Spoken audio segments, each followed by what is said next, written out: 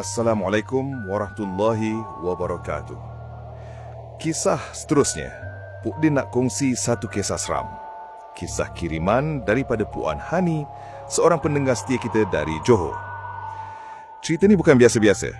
Bukan kisah budak main Spirit of the Coin dalam bilik stor seolah. Ni kisah gangguan yang betul-betul terjadi masa dia bercuti dekat sebuah homestay cantik di Melaka. Kalau korang ingat cerita seram kena tinggal seorang dalam rumah, kali ni bukan seorang. Satu keluarga, satu homestay yang kena gangguan. Pok Din pesan siap-siap. Kalau tengah dengar cerita ni, jangan pandang kipas siling, jangan intai cermin belakang dan kalau boleh, jangan sorang-sorang dalam bilik. Sebab kisah ni mungkin akan buat korang rasa tempat percutian pun boleh jadi mimpi ngeri. Alah, bodeng gurau je. Jadi inilah dia, kisah gangguan di homestay Melaka. Assalamualaikum Pok Din. Nama saya Hani.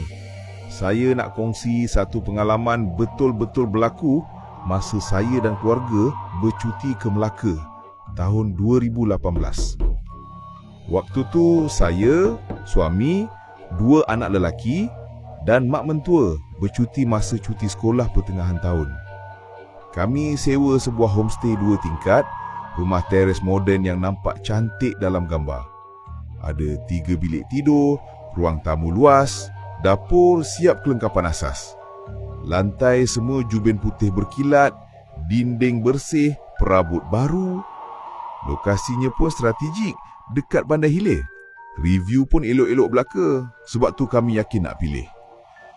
Cuma masa sampai je petang Jumaat tu, saya sendiri rasa lain macam. Rumah tu bersih, wangi pun je, tapi sunyi sangat. Suasana dia terlalu kosong, macam tempat yang baru lepas lama tak berpenghuni. Suami saya jenis tak kisah, tapi saya memang perasan kalau suasana tu ada sesuatu. Tuan rumah sambut elok, serah kunci, tunjuk segala benda. Kami pun masuk, angkat barang dan rehat. Malam tu kami keluar makan di Kota Laksamana. Balik dalam pukul 10.30 malam. Anak-anak dah mengantuk, terus naik tidur. Mak mentua tidur bilik bawah, saya dan suami di bilik utama atas, anak-anak bilik sebelah. Pukul 3 pagi, saya terjaga. Dada rasa berat dan telinga macam terdengar bunyi tapak kaki perlahan. Macam orang berjalan atas jubin dengan kaki ayam. Keletak, keletak, keletak. Saya cuba dengar betul-betul. Bunyi itu macam datang dari bawah. Berhenti. Bergerak. Senyap. Lepas tu dengar semula. Saya keluar jenguk ke tangga. Gelap. Lampu tangga masih menyala malap macam biasa. Semua bilik atas masih bertutup. Saya tengok suami masih tidur. Saya tak berani nak turun bawah. Jadi saya cuma masuk semula ke bilik, baca ayat kursi dalam hati dan selubung anak-anak. Esok pagi saya tanya mak mentua, saja nak uji perasaan. Dia senyum dan jawab perlahan. Mak pun dengar bunyi malam tadi. Paip bilik air bawah tu tiba-tiba terbuka. Bila mak pergi tengok, air tengah mengalir. Padahal semua dah tidur. Saya telan liur, tapi masih cuba fikir logik. Mungkin tekanan air. Malam kedua, anak saya yang kecil tiba-tiba menangis dalam tidur. Katanya ada orang ketuk pintu bilik je.